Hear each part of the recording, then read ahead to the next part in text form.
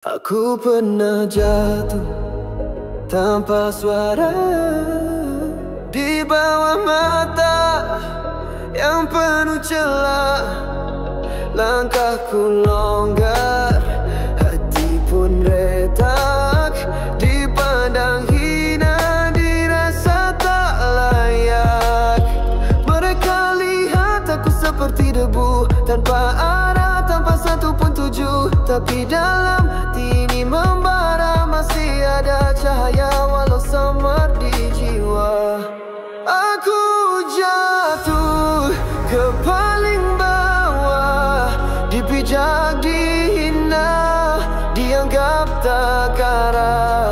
Tapi takkan hancur, aku tetap wujud.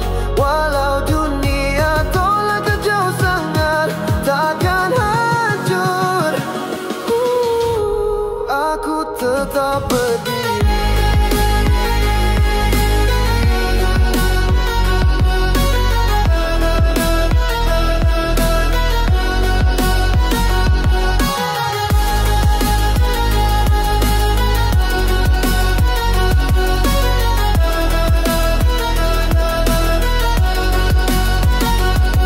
Setiap kata mereka jadi luka, tapi aku berjari tenaga. Jiwa ini takkan padam, walau harapan mereka kuburkan. Mereka fikir aku akan hilang, tenggelam dalam hitam yang panjang. Tapi aku bangkit dalam senyap, biar masa tunjuk siapa kuat.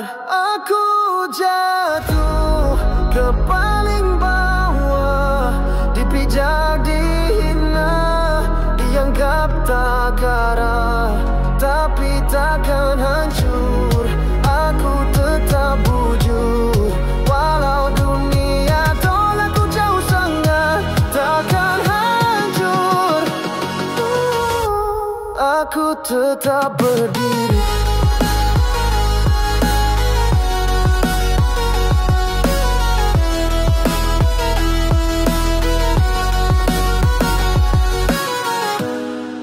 Biar seribu jatuh menimpa, aku tetap genggam nyala. Kerana aku tahu nilainya bukan dari pandangan mereka.